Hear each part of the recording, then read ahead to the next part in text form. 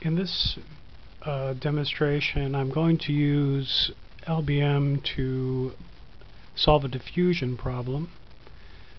I'm going to open one of these BMP files and create a new domain using Paint. This one is currently 100 by 100. I'm sorry.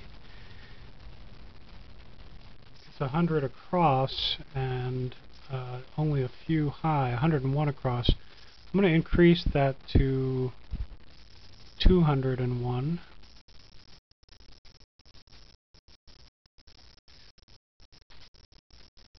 And I'll give it a height of,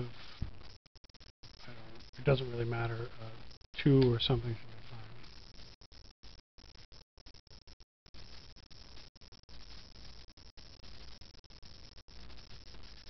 Then I need to put some new points here as walls. I don't think they're really going to be too critical for this particular simulation. But let's do it anyway.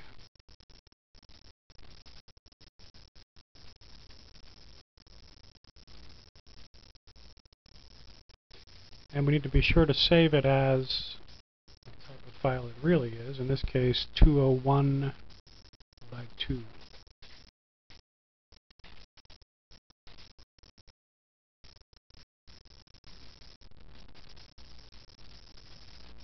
Okay. Now let's go to the source directory. We'll need to change the flags file.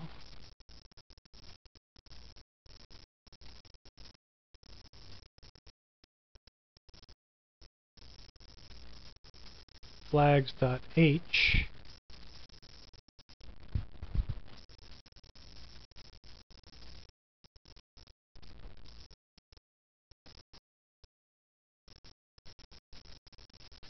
And the principal change we need to make is to use 2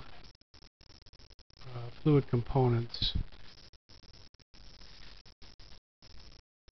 And we'll do that right here. Also, we do want to use this Inamuro sigma component. And really, sigma just stands for solute. Inamuro is where we got our initial inspiration for doing some of these things. So I will save this. And if you make this type of a change to the flags file for a major different type of simulation, then you also need to recompile. So let me do that right away. And I can simply type make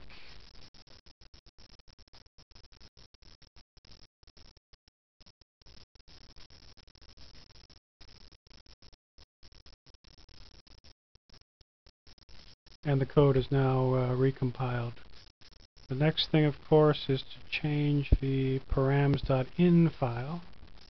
We need to make sure that the size is correct. 201 by 2. The characteristic length really isn't relevant here. I guess if we, well, again, it's only used for the Reynolds number. Let's run this for, I think we'll need to run this about 1,000 time steps based on what I've seen before. So let's make this smaller. That will take us out to 1,000 this way. Actually, to compare directly with the book,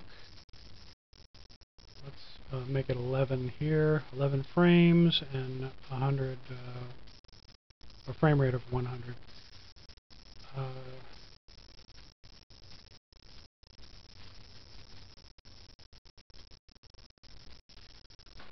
For this diffusion problem, it's not very efficient, but we'll still simulate a fluid problem that just has a static fluid, and the diffusion will occur inside it. Of course, you can do this much more efficiently by simulating strictly the diffusion problem, but this gives us the capability to just set the fluid flowing without changing anything in the structure of the program and so on.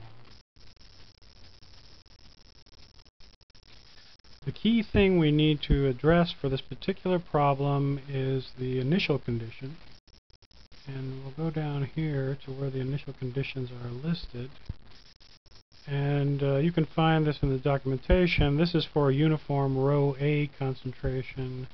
Right now I'm going to choose 8, which is for a rectangle that can be either given by the x-coordinate and y-coordinate in pixels or lattice units, or the relative values. So what I'm going to do is make this run from maybe 0.49 to 0.51 of the domain. And then I'll have it go from 0 to 1 in the y direction. So that will be basically a little plug of solute or some species that can diffuse in a small region in the middle of this domain. The domain will be periodic on the top and bottom. And I believe that might be all that we need to change here.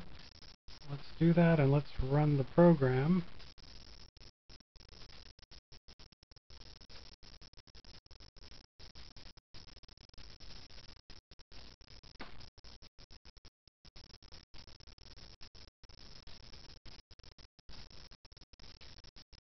And we should have 0 fluid velocity for the main fluid. For substance 1, you can see, well, I guess it's true of both fluids. Okay, let's look at the results. So we'll go back to the out file. And I should have done a sweep first, but the results are shown here. Let me clean this up and run it again. Yes, typing make sweep will clean up all the old output files.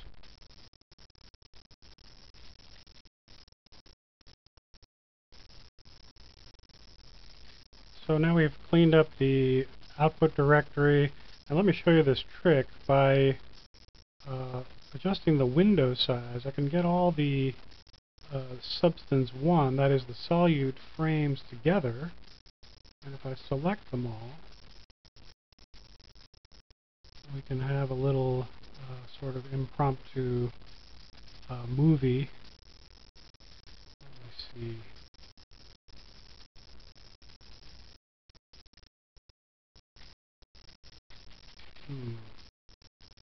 That didn't really work.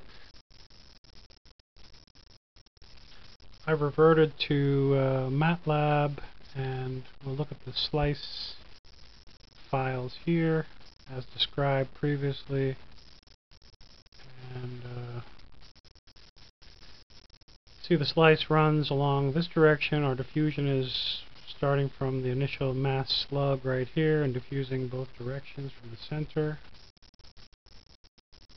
Not surprisingly, this is the, let's see here, these are the velocities of substance 1, which is the solute, and it's really just noise. Substance 0 velocities, all velocities here, all 10 to the minus 14, 10 to the minus 17 for the x velocities.